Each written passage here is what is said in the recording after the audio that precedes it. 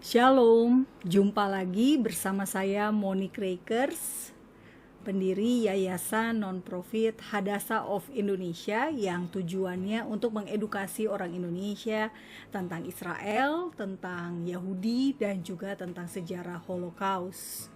Dan perlu Bapak Ibu ketahui, saya adalah pengikut Yesus, saya bukan penganut Yudaisme. Kenapa saya sampaikan ini? Agar Bapak Ibu tahu ya, ketika saya menyampaikan kajian tentang Alkitab, pandangan saya tertuju kepada Yesus, bukan kepada pengajaran dari perspektif Yahudi, tetapi sebagai orang Kristen yang memakai kitabnya orang Yahudi dan sebagai pengikut Yesus yang adalah orang Yahudi juga, gitu ya, dan juga penulis Alkitab, semuanya orang Yahudi kecuali Lukas.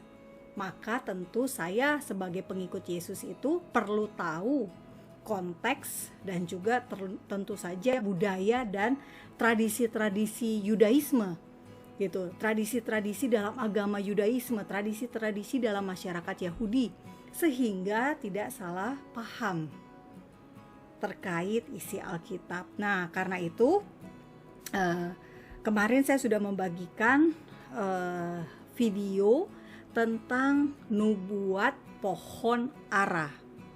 Nubuat pohon ara yang disampaikan Tuhan Yesus sebagai salah satu tanda kedatangan Yesus yang kedua kali.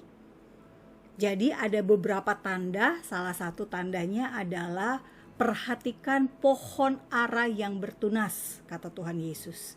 Dan pohon ara merujuk kepada kelahiran Israel kembali pada tahun 1948, setelah 2000 tahun tidak ada Israel, tidak eksis sebagai sebuah bangsa yang merdeka, yang mendiami tanah perjanjian karena dijajah berbagai bangsa. Tiba-tiba Israel reborn, lahir kembali dari kerajaan menjadi negara sebagaimana dunia modern.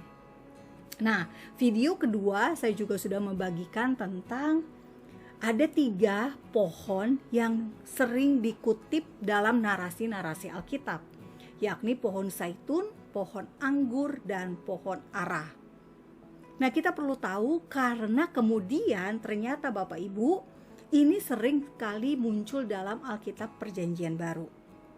Nah, kali ini saya akan membahas tentang pohon ara. Ada 3 narasi dalam Alkitab Perjanjian Baru yang menggunakan terminologi atau kata pohon ara ini.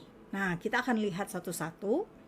Tetapi sebelumnya saya ingin menyapa Anda semua, saudara-saudara, Bapak Ibu yang sudah mendukung pelayanan Fakta Israel, Anda semua yang ada di Indonesia, yang ada di Jakarta, penonton Fakta Israel terbanyak ada di Jakarta, lalu kemudian dari Surabaya, dan yang ketiga dari Makassar, kota kelahiran saya. Terima kasih Bapak Ibu semua yang sudah menyimak konten-konten video Fakta Israel. Semoga konten-konten yang saya dan suami saya produksi ini menjadi berkat buat Bapak Ibu semua. Perlu diketahui, Fakta Israel ini dikelola oleh saya sendiri dan suami saya, tidak ada tim, kami tidak punya tim, kami tidak punya sumber daya manusia kami hanya berdua. Kami berharap bisa memberikan edukasi, bisa memberikan pencerahan dan memberkati Bapak Ibu semua. Kami juga bersyukur untuk penonton dari luar negeri, paling banyak mungkin dari Malaysia ya saat ini. Halo Malaysia. Ya, semoga kami juga bisa menjadi berkat buat orang-orang Malaysia, buat orang-orang Indonesia di Malaysia, buat orang-orang Malaysia sendiri yang mengerti bahasa Melayu ya, bahasa Indonesia, dan dari Timor Leste. Ya, happy Sunday, selamat hari Minggu buat Anda semua. Nah, Bapak Ibu, mari kita mulai Kali ini saya akan membahas 3 contoh narasi Alkitab yang berkaitan dengan pohon ara. Pohon ara memang bisa digunakan sebagai metafora yang merujuk pada Israel. Tetapi ada juga dalam narasi Alkitab yang ternyata memang pohon ara itu memang menjadi contoh yang digunakan literal. Jadi makna harafianya. Nah, kita lihat satu-satu ya Bapak Ibu. Pertama adalah Yesus mengutuki pohon ara sampai kering. Rujukannya Bapak Ibu bisa lihat ada di Matius 21 ayat 18 sampai 22. Kita baca ya, supaya jangan salah paham. Pada pagi-pagi hari dalam perjalanannya kembali ke kota, Yesus merasa lapar. Dekat jalan ia melihat pohon ara, lalu pergi ke situ, tetapi ia tidak mendapat apa-apa pada pohon itu selain daun. Katanya kepada pohon itu, "Engkau tidak akan berbuah lagi selama-lamanya." Dan seketika itu juga keringlah pohon ara itu. Melihat kejadian itu, tercenganglah murid-muridnya lalu berkata, "Bagaimana mungkin pohon ara itu sekonyong-konyong menjadi kering?"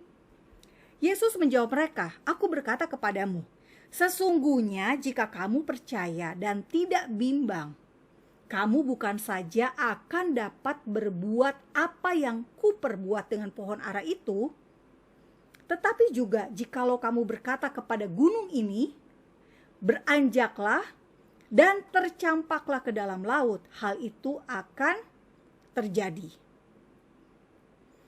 Jadi Bapak Ibu, jelas sekali Yesus mengatakan pohon ara yang tidak berbuah. Ketika Yesus ingin mengambil buah pohon ara, ternyata tidak ada buahnya. Nah, dalam kultur masyarakat Yahudi pada masa itu, ketika orang berjalan ke sebuah wilayah dan menemukan pohon, mereka bisa mengambil buah dari pohon itu dan memakannya. Ini hal yang biasa pada zaman itu ya, pada masa itu di Israel. Nah, apa makna ayat pohon ara dalam Matius 21 ini? Matius 21 ayat 18 sampai dengan 21. Nah, kita lihat Bapak Ibu pada kuncinya di ayat 19. Yesus berkata, "Engkau tidak akan berbuah lagi untuk selama-lamanya." Dan seketika itu juga keringlah pohon ara itu. Nah, pohon ara dalam narasi Alkitab yang kita baca di Matius 21 ini merujuk pada makna literalnya. Makna harafianya bahwa pohon ara bisa menghasilkan buah dan buahnya itu bisa dimakan. Yesus pada saat itu, Bapak Ibu, kalau kita baca kronologinya, Yesus ingin menunjukkan kuasanya atas kehidupan.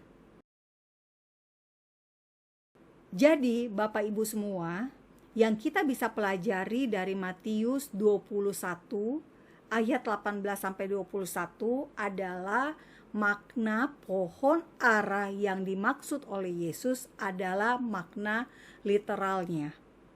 Makna harafianya, yakni pohon ara yang menghasilkan buah, dan buahnya tidak ada pada saat Yesus ingin memakannya.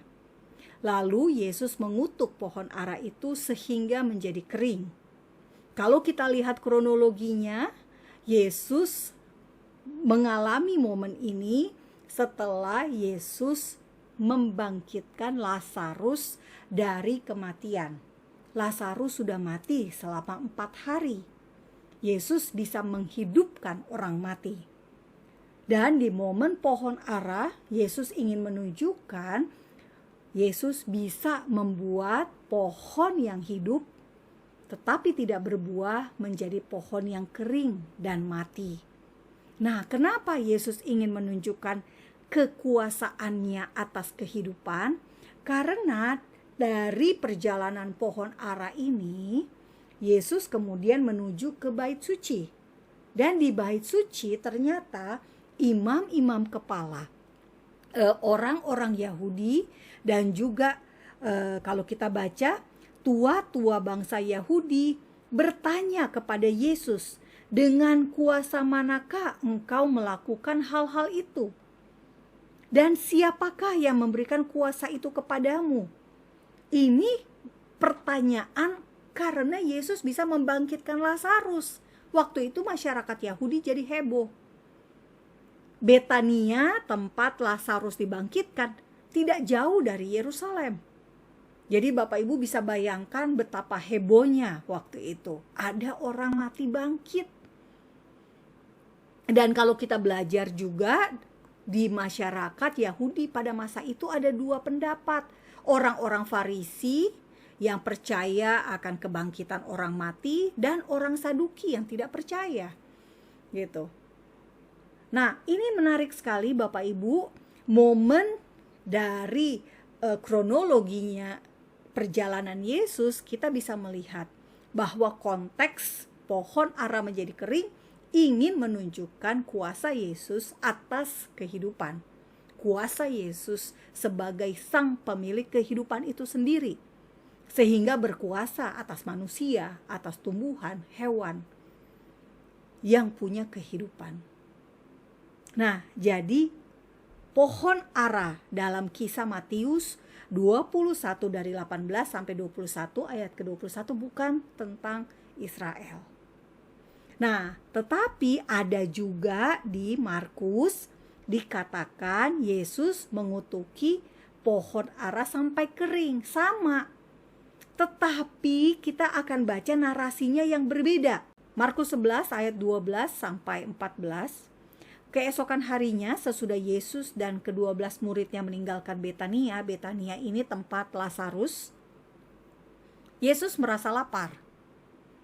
Dan dari jauh ia melihat pohon ara yang sudah berdaun. Ia mendekatinya untuk melihat kalau-kalau ia mendapat apa-apa pada pohon itu. Tetapi waktu ia tiba di situ, ia tidak mendapat apa-apa selain daun-daunnya saja, sebab memang bukan musim buah ara. Maka katanya kepada pohon itu, jangan lagi seorang pun makan buahmu selama-lamanya. Dan murid-muridnya pun mendengarnya. Nah, Bapak Ibu, kalau kita menganggap narasi pohon ara dalam ayat Markus 11 ayat 12 sampai 14 adalah tentang buah ara, tentu kita akan mendapatkan kesan Yesus melarang kita makan buah ara, karena dituliskan di ayat 14-nya, jangan lagi seorang pun makan buahmu selama-lamanya. Tetapi kan kenyataannya tidak. Pohon ara masih ditanam di Israel, buahnya masih dinikmati oleh banyak orang. Bahkan bagi umat Islam, pohon ara ini, buah ara itu disebut buah surga, atau dengan nama lainnya buah tin, gitu ya. Nah, ini kita nggak ngebahas itu, tetapi saya ingin memberikan konteks bahwa ini buah yang umum di Timur Tengah. Nah, jadi pohon ara di dalam Markus ini kita bisa menyimpulkan adalah metafora. Metaforanya apa? Karena memang pohon ara seringkali juga dipakai untuk sebagai simbol tentang Israel.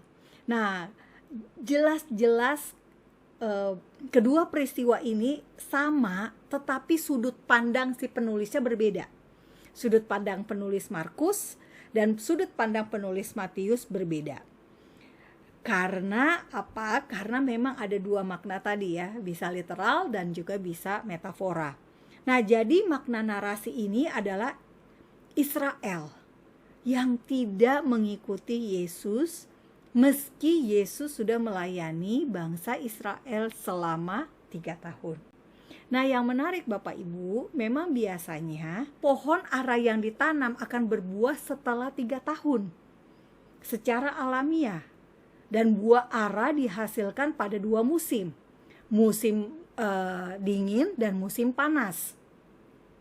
Nah, jadi ketika Yesus berharap ada buah dari pohon ara, tetapi memang belum waktunya, kan tertulis ya di Markus 11 ayat 13. Nyambungnya ya, kita sambungkan dengan apa yang ditulis oleh Rasul Paulus di dalam Roma 11. Buah dari bangsa Israel sebagai buah pertobatan itu baru akan nampak setelah jumlah yang penuh dari bangsa-bangsa.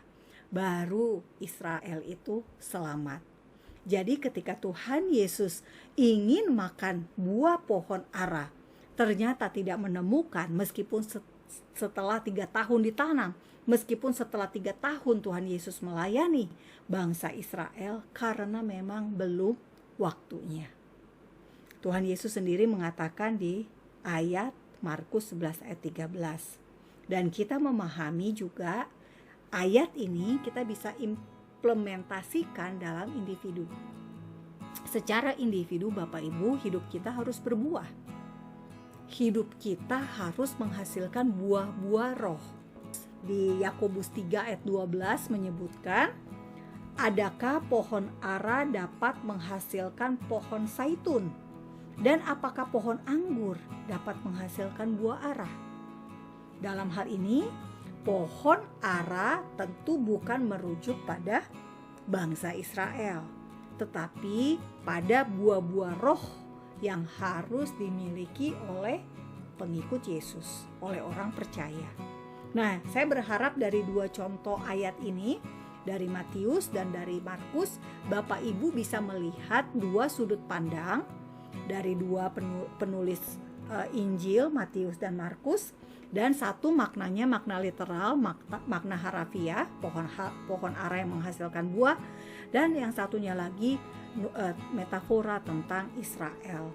Israel sebagai pohon ara tetapi belum berbuah karena belum waktunya. Karena kita ingat Paulus mengatakan dalam Roma 11, Israel baru percaya Yesus setelah jumlah yang penuh dari bangsa-bangsa menjadi percaya. Jadi bangsa-bangsa percaya Yesus dulu, baru kemudian Israel. Nah, yang ketiga, narasi ketiga Bapak Ibu adalah narasi yang menarik sekali, yakni Yesus melihat Natanael duduk di bawah pohon ara.